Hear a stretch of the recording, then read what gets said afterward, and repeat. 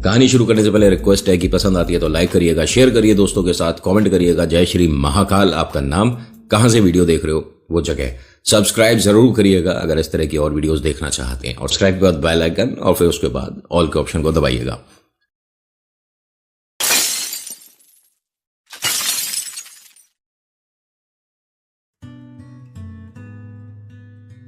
हिमालय के ऊंचे ऊंचे पहाड़ों में बड़े बड़े शिखर और सरसराते हुए चीड़ के पेड़ों के बीच बसा हुआ था सितला गांव। सितला में जिंदगी साधारण थी। गांव वाले प्रकृति के साथ मिलजुल कर रहते थे। वो खेती करते थे और बदलते मौसम का जश्न मनाते थे। कविता एक छोटी सी बच्ची जिसकी आंखें चमकदार और जिज्ञासु थीं, इसी गांव को अपना घर बुलाती थी। मुझे अपने गांव के आसपास की पहाड़ियों में घूमना, जंगली फूल इकट्ठा करना और तितलियों के पीछे भागना बहुत पसंद है। यह गुड़िया कविता ने पहले कभी नहीं देखी थी। यह चिकनी गहरे रंग की लकड़ी से बनी थी और इस पर लाल रंग का रेशमी घाघरा पहनाया गया था। उसके लंबे काले बालों में छोटे छोटे चांदी के मोती पिरोए गए थे। लेकिन कविता को गुड़िया की आंखों ने सबसे ज्यादा सम्मोहित किया। वो बड़ी और चमकदार थी, पिघली हुई चॉकलेट के कुंड की तरह, जिनमें एक गहराई थी जो ऐसा लगता था कि उसके आर पार देख सकती है। ये मेरे हाथों में अजीब सी भारी लग रही है, जैसे ये सिर्फ लकड़ी से नहीं बनी है। जैसे ही उसने इसे पकड़ा, उसके ऊपर एक अजीब सी फीलिंग छा गई जो उसे हैरान भी कर रही थी और थोड़ी सी डरा भी रही थी। वो इसे समझा नहीं पा रही थी, लेकिन वो अजीब तरीके से गुड़िया की तरफ खींची चली गई, जैसे इसमें कोई राज छुपा हो जो खुलने का इंतजार कर रहा हो। उस रात कविता सो नहीं पाई। वो अपने बिस्तर पर लेटी रही। चांदनी कमरे में लंबी लंबी परछाइयां बना रही थी और गुड़िया की बिना पलकें झपकाए देखती हुई आंखें उसे देख रही थी। ये बस मेरा वहम है, लेकिन मुझे ऐसा क्यों लग रहा है कि गुड़िया जिंदा है? अगली सुबह कविता दौड़कर अपने दादाजी के पास गई, जो गांव के सबसे बूढ़े और बुद्धिमान व्यक्ति थे। उन्हें सुनने का एक तरीका था। उनकी आंखें समझदारी से चमकती थी, जो हमेशा कविता को सुकून देती थी। उसने अपने दादाजी को गुफा, संदूक और उस अजीब गुड़िया के बारे में बताया जो उसे मिली थी। उसके दादाजी ने ध्यान से सुना। सोच में पड़कर उनकी भौहें सिकुड़ गईं। जब कविता ने अपनी कहानी खत्म की तो उन्होंने एक गहरी थकी हुई सी आह भरी। उन्होंने कविता को बताया कि उस गुफा में पीढ़ियों से किसी को जाने की मनाही थी। वो गुफा फुसफुसाहटों और डर में डूबी हुई थी। कहानी यह है, उन्होंने अपनी आवाज धीमी और गंभीर रखते हुए कहा, कि बहुत साल पहले इन पहाड़ों में एक शक्तिशाली जादूगर रहता था। वो रुक गए। उनकी आंखें दूर कहीं खोई हुई थी, मानो बहुत समय पहले की किसी याद को जी रहे हों। ईर्ष्या और लालच से प्रेरित होकर उस जादूगर ने हमारे गांव को एक भयानक श्राप दिया था। श्राप? कविता ने फुसफुसाते हुए पूछा। उसकी आंखें डर से फैल गई। किस तरह का श्राप? उसने गांव को हमेशा के लिए अंधेरे में रहने का श्राप दिया था। उन्होंने अपनी आवाज में कंपी के साथ समझाया, सूर्यास्त के बाद किसी को भी बाहर निकलने की इजाजत नहीं है। अगर वो ऐसा करते हैं तो उन्हें एक रहस्यमयी बीमारी हो जाएगी और 11 दिनों के अंदर उनकी मौत हो जाएगी।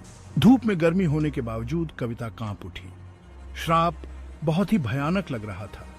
यही वजह थी कि गांव वाले सूर्यास्त के बाद हमेशा घर के अंदर ही रहते थे। यही वजह थी कि रातें एक अजीब सी खामोशी से भरी रहती थी। उस रात कविता जागती रही। गुड़िया की बिना पलकें झपकाए देखती हुई आंखें उसकी खिड़की से आती हुई चांदनी को परावर्तित कर रही थी। उसने अपने दादाजी की कहानी के बारे में सोचा, उस जादूगर और श्राप के बारे में। क्या यह सच हो सकता है? क्या गुड़िया का श्राप से कोई संबंध था? जैसे जैसे दिन बीतते गए, कविता बेचैनी की भावना को दूर नहीं कर पाई। उसे रात में फुसफुसाहटें सुनाई देने लगीं, धीमी और अस्पष्ट, जैसे पत्तों की सरसराहट। ऐसा लग रहा था कि वो गुड़िया से आ रही हैं। मुझे ऐसा क्यों लग रहा है कि कोई मुझे देख रहा है? एक रात उसकी नींद एक अजीब सी गुनगुनाहट की आवाज से खुली। यह आवाज गुड़िया से आ रही थी। गुड़िया की आंखें हल्की सी चमक रही थीं और उसके कमरे में एक अजीब सी रोशनी फैला रही थी। उसके पेट में डर समा गया, लेकिन उत्सुकता ने उसे अपनी जगह पर जड़े रहने पर मजबूर कर दिया। अचानक गुड़िया बोली। उसकी आवाज एक धीमी मधुर फुसफुसाहट थी। मेरी मदद करो, उसने विनती की। इस श्राप को तोड़ने में मेरी मदद करो। कविता की आंखें अविश्वास से फैल गईं। गुड़िया जिंदा थी और उसे कविता की मदद की जरूरत थी। बात करने वाली गुड़िया की खबर जंगल की आग की तरह पूरे गांव में फैल गई। कुछ लोग डरे हुए थे। उनका मानना था कि यह एक अपशकुन है। अन्य लोग जो उत्सुकता और हताशा से भरे हुए थे, उन्होंने इसे एक संकेत के रूप में देखा, उस श्राप को तोड़ने का मौका जो पीढ़ियों से उन्हें सता रहा था। एक दिन सितला में एक अजनबी आया। उसका नाम था विजय और वो एक घुमक्कड़ कथावाचक था। उसने शापित गांव और रहस्यमयी गुड़िया के बारे में कहानियां सुनी थी। विजय एक दयालु और सज्जन व्यक्ति था, जिसकी आंखों में एक चमक थी और एक शांत व्यक्तित्व था जो लोगों को तुरंत राहत देता था। विजय ने कविता और उसकी गुड़िया के बारे में जाना। उसने कविता से मिलने का अनुरोध किया। उसे लग रहा था कि कविता और उसकी गुड़िया श्राप को तोड़ने की कुंजी है। कविता अपने चिंतित लेकिन सहयोगी पिता के साथ विजय से गांव के किनारे पर मिली। आप कौन हैं? आप मेरी गुड़िया क्यों देखना चाहते हैं? मैं विजय हूँ, एक कहानीकार। मेरा मानना है कि तुम्हारी गुड़िया के पास इस गांव पर लगे श्राप को खत्म करने की चाबी है। हम किसी भी मदद के लिए बेताब हैं। कृपया हमें बताइए कि आप क्या जानते हैं। विजय ने अपनी शांत निगाहों और सौम्य मुस्कान के साथ कविता में आशा की भावना जगाई। वो अजीब तरह से उसकी ओर खींची चली गई, जैसे वो उसे पूरी जिंदगी से जानती हो। विजय ने गुड़िया को ध्यान से देखा। उसने उसमें से एक शक्तिशाली जादू निकलते हुए महसूस किया, जो अच्छा भी था और बुरा भी।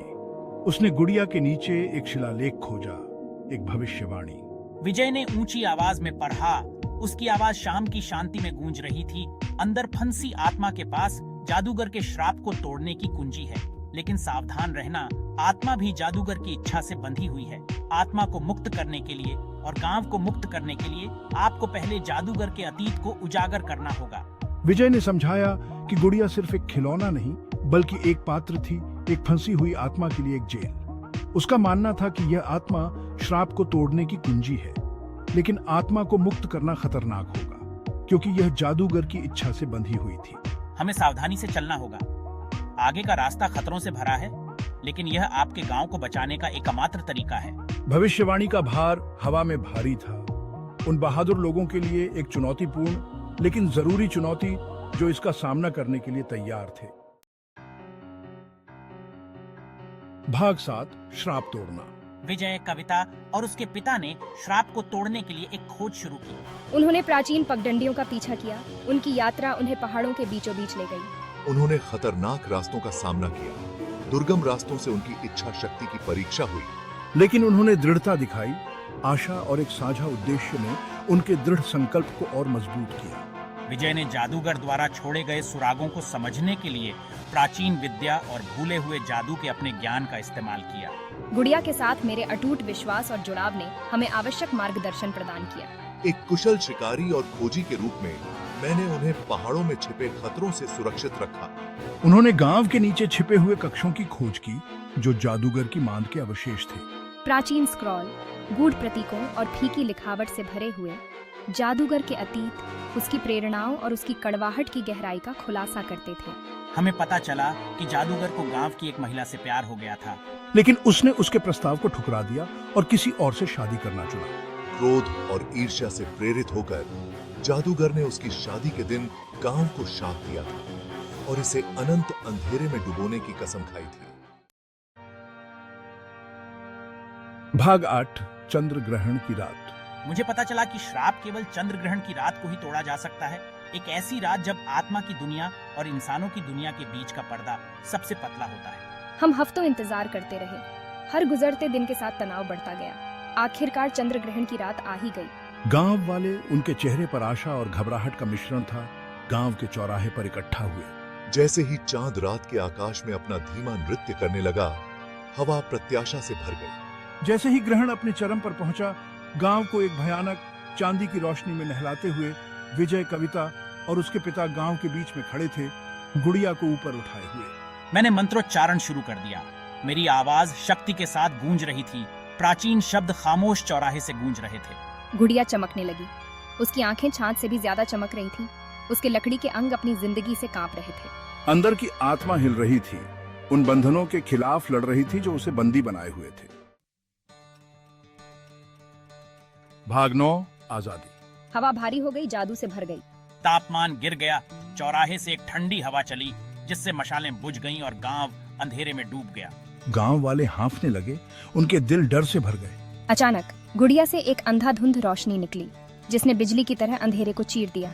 गांव वालों से एक सामूहिक हांफने की आवाज उठी, क्योंकि रोशनी एक महिला के आकार में बदल गई। वह अलौकिक थी। उसका रूप पानी पर चांदनी की तरह झिलमिला रहा था। उसकी आंखें दुख और लालसा से भरी हुई मेरी आंखों से मिलीं। धन्यवाद, आत्मा फुसफुसाई। उसकी आवाज कृतज्ञता से भर गई। वह मेरी ओर मुड़ी। तुमने मुझे मेरी जेल से मुक्त कर दिया है, मुझे जादूगर के नियंत्रण से मुक्त कर दिया है। आखिरी अंधाधुंध फ्लैश के साथ आत्मा गायब हो गई। श्राप टूट गया था। जैसे ही भोर की पहली किरण पहाड़ों पर पड़ी, गांव को एक गर्म सुनहरी रोशनी में नहलाते हुए गांव वाले अपने घरों से बाहर निकल आए, अपरिचित चमक में पलकें झपकाते हुए। भाग 10 और खुशी खुशी जिंदगी बिताई। पीढ़ियों में पहली बार गांव वाले सूरज की गर्मी, सितारों की सुंदरता, रात की आजादी का आनंद लेने के लिए स्वतंत्र थे। सितला में जिंदगी नए सिरे से शुरू हुई, हंसी और उम्मीद से भर गई। एक हीरो के रूप में सम्मानित कविता को पता चला कि जिस आत्मा को उसने मुक्त किया था वह जादूगर का खोया हुआ प्यार थी। श्राप से मुक्त होकर वह आखिरकार शांति पा सकी। विजय के लिए वह सितला में ही रहा। गांव की नई मिली खुशी और उसके लोगों की भावना से मंत्रमुग्ध हो गया। कविता और मैंने साहस और दयालुता में हमारा बंधन बना, पहाड़ों की सुंदरता के बीच प्यार पाया। और इसीलिए सितला में जिंदगी अपनी प्राकृतिक लय में लौट आई। श्राप एक दूर की स्मृति के अलावा और कुछ नहीं था। सर्दियों की आग के आसपास फुसफुसाया जाने वाला किस्सा साहस, दयालुता और प्रेम की स्थायी शक्ति की याद दिलाता है।